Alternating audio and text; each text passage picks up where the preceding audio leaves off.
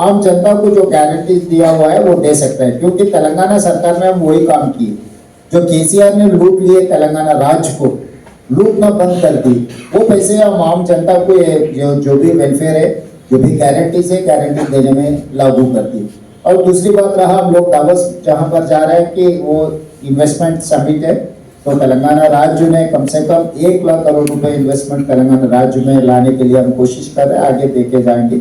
अभी 26 तारीख को मैं बोलूंगा कि कितने पैसे लेकर आए।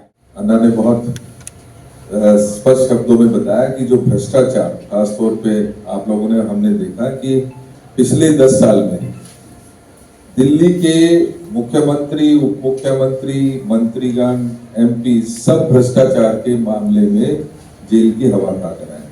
और पिछले कुछ दिन पहले ही हमने भी सोशल मीडिया में पढ़ा, जो सीएजी की रिपोर्ट थी जिसको लगातार दबाया जा रहा था, एक सीएजी की रिपोर्ट बाहर आई और उसमें 2000 करोड़ का रेवेन्यू सीधा गवर्नमेंट को लॉस की तरफ उसमें इशारा किया है।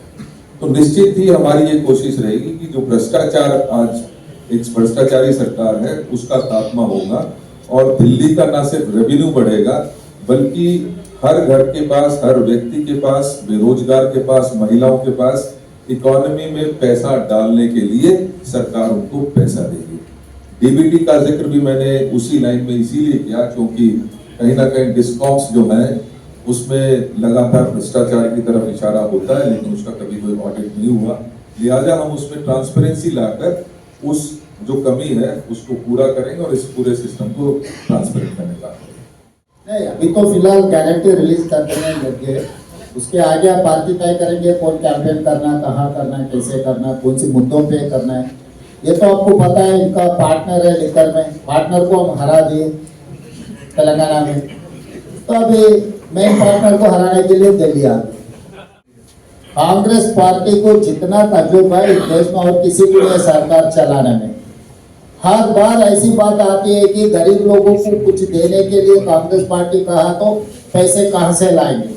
मैं आपको एक सवाल पूछना चाहता हूं, आप मीडिया के माध्यम से, नरेंद्र मोदी जी को, वो 11 साल प्रधानमंत्री बनकर 16 लाख करोड़ रुपए कॉर्पोरेट कंपनी को माफी किए, कहां से लाए पैसे, किसका पैसे?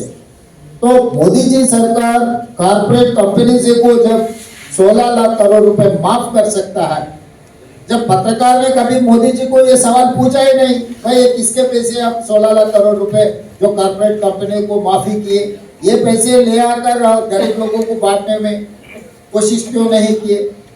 और दूसरी बात रहा, ये एनसीटी नेशनल कैपिटल टेरिटरी, केंद्र सरकार की कुछ जिम्मेदारी है जो बजट देने का। केजरीवाल और मोदी जी दोनों आपस में लड़ ले रहे कुर्सी के लिए और जनता को नुकसान हो जा रहा है। जब केंद्र सरकार को पकड़ना है, जहां पर उनकी जिम्मेदारी है, जहां पर उन्हें वजन उठाना है, जरूर उठाना ही पड़ेगा। तो तब हम कांग्रेस पार्टी एक प्रेशर ग्रुप बना देंगे पार्लियामेंट में, क्योंकि 100 लोकसभा एमपी से कांग्रेस पार्टी को लोकसभा में 100 एमपीओ को हम लोग इस्तेमाल करेंगे कि मोदी के खिलाफ, जब दिल्ली सरकार को जो पैसे मिल रहे हैं वो पैसे देने के लिए हम मजबूर कर देंगे मोदी जी को। जो राज्य सरकार को जो पैसे मिल रहा है केंद्र सरकार से, वो हक है, वो हक मांगने के लिए हम राहुल जी के नेतृत्व में हम लोकसभा में लड़ेंगे मोदी के खिलाफ, वहां से भी पैसे लाएंगे। तो हमको पता है बजट कैसे प्लान करना, क्योंकि 50 साल के ऊपर इस देश को हम चलाए। आज दिल्ली में जो भी तरक्की देख रहा है शीला दीक्षित ने किए। जिस दिन हम मेट्रो लागू करने के लिए कहा, कहां से ला के पैसे बोले, गवर्नमेंट ने कहां से करेंगे, ये सब सारे बात हमेशा आते रहता है। और हर चीज को हम ध्यान में रखकर ये कैलकुलेशन के, तेलंगाना में भी यही बात कहा। जिस दिन मैं शुरुआत किए थे तब कोई साथ में नहीं थे, तब इलेक्शन में आपको डिपॉजिट भी नहीं मिल रहा था, वहां से लेकर हम लोग सरकार बनाए 40%, 1.5% वोट से हम 40% वोट बनाए जनरल इलेक्शन तक। तो इसीलिए दिल्ली में भी लोग अब सोचने का वक्त आए। 3 बार मोदी जी को मौका दिया, 3 बार केजरीवाल जी को मौका दिए, और उन लोगों के जिंदगी में जितना शीला दीक्षित जी ने किया उतना तो कोई फायदा नहीं हुआ। इसीलिए अब बदलाव के बारे में हम लोग जनता के सामने रखा है। जनता अब तय करना कि किसका जरूरत है। केजरीवाल को कोई लोकसभा में कोई रिप्रेजेंटेशन ही नहीं है। अगर मोदी जी को पकड़ना है तो थोड़ी दिल्ली असेंबली में आएंगे मोदी जी को पकड़ना है तो लोकसभा में पकड़ना है, राज्यसभा में पकड़ना है। केजरीवाल जी का ताकत कितना है? इसीलिए कांग्रेस पार्टी के हाथ में अगर दिल्ली राज्य सरकार रहा तो हम लोकसभा में भी राज्यसभा में भी लड़ेंगे। प्रधानमंत्री जी को लड़कर हम पैसे लेकर आएंगे तेलंगाना के लिए, दिल्ली राज्य के लिए। इंडिया गठबंधन है, अब नेशनल इलेक्शन में इंडिया गठबंधन है। जब राज्य के इलेक्शन है, लोकल कंडीशंस पे हम लोग तय करेंगे। लोग जो राज्य के अध्यक्ष है, राज्य के अध्यक्ष तय करेंगे कि यहाँ पर क्या करना है। इस समय भाई रेवंत रेड्डी जी चुनावी मैदान में थे तेलंगाना में। किसी ने सपने में नहीं सोचा था कि हमारी वहां सरकार बनेगी। वहां ना सिर्फ सरकार बनी बल्कि जो जनहितकारी योजनाएं थी उनको कितनी बेहतर तरीके से लागू करने का काम भी रेवंत रेड्डी जी ने करके दिखाया। आज मैं आपको कहना चाहता हूं कि जो इंडिया गठबंधन की आप बार बार बात करते हैं, किसी भी पार्टी ने ऑफिशियल स्टेटमेंट इसके बारे में नहीं दिया है। लेकिन जैसा रेवंत जी ने कहा कि इंडिया गठबंधन नेशनल लेवल का एक हमारा कोalition है और दिल्ली में सिर्फ 3 पार्टियां चुनाव लड़ रही हैं, कांग्रेस, बीजेपी और आम आदमी पार्टी।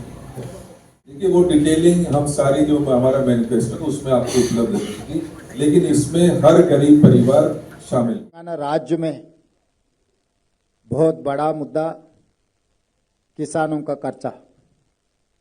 1 साल के अंदर 25,50,000 किसान परिवारों को 21,000 करोड़ रुपए हम कर्जा माफी किए।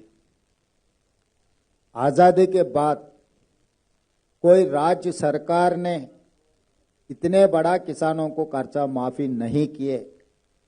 जहां पर बड़े बड़े राज्य उत्तर प्रदेश, गुजरात, महाराष्ट्र जैसा बड़ा बड़ा राज्य जहां पर भारतीय जनता पार्टी की सरकार है, वहां पर भी कर्जा माफी नहीं किए।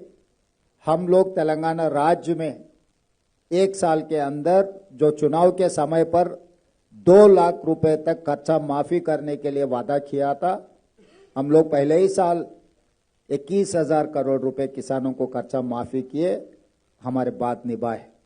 अब रहा दूसरी बात, बेरोजगार। आज के तारीख में हिंदुस्तान में सबसे बड़ा जो मुद्दा है बेरोजगार।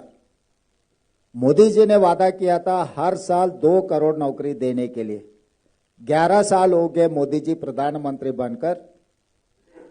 पिछले लोकसभा में मैं सांसद था, जब मैं सवाल किए तो मोदी जी ने ये जवाब दिया 7 लाख नौकरी दिए 10 साल में। तो 11 साल में अगर मोदी जी के वादा हिसाब किए तो 22 करोड़ नौकरी देने था, मगर वो दिया 7 लाख नौकरी। मगर तेलंगाना राज्य सरकार ने पहले साल 55,143 सरकार नौकरी ने दिया हुआ है। ये कोई प्राइवेट सेक्टर के नौकरी नहीं है। तेलंगाना राज्य सरकार में हम 55,143 सरकार नौकरी देकर हम जो चुनाव के समय पर वादा किया था हम लोग ने निभाए। और उसके अलावा महिलाओं के लिए फ्री बस रेट आज तक जनवरी तक 120 करोड़ महिलाओं ने आरटीसी बसेस में फ्री राइड लिए। उसके लिए कारपोरेशन को तेलंगाना राज्य सरकार ने 4,000 करोड़ रुपए पे कर चुका है। उसके अलावा 500 रुपए सिलेंडर, 50 लाख परिवार ने आज 500 रुपए सिलेंडर 50 लाख परिवारों को मिल रहा है। 200 यूनिट फ्री बिजली, वो भी 50 लाख परिवारों को 200 यूनिट फ्री बिजली हम लोग दे रहा है। तो इसीलिए जो कांग्रेस की पार्टी, कांग्रेस के जो भी वादा है वो सोने का लकीर है। हम लोग अगर कुछ वादा किए तो जरूर निभाएंगे। हमारे लिए चुनाव जीतना एक ही काम नहीं है। हम लोग जो बात देते कांग्रेस पार्टी ने, खासकर सोनिया जी के बारे में आपको पता है, तेलंगाना राज्य बनाने के लिए 2004 में हमारे लिए वादा किए, मगर सोनिया जी सबको इकट्ठा करके 2014 में तेलंगाना राज्य ने दिया हुआ। तेलंगाना राज्य देने के वजह से आंध्र प्रदेश में हमारे पार्टी को बहुत नुकसान पहुंचा है कि केंद्र में सरकार भी हमारा सरकार चला गया, फिर भी जो वादा किए सोनिया जी ने तेलंगाना राज्य देकर वादा निभाए। इसीलिए आज मैं दिल्ली जनता से मैं ये गुजारिश करने के लिए आया हूं इतना दूर कि कांग्रेस पार्टी ने जो वादा कर रहा है इस चुनाव में, वादा निभाने का जिम्मेदारी कांग्रेस पार्टी की है।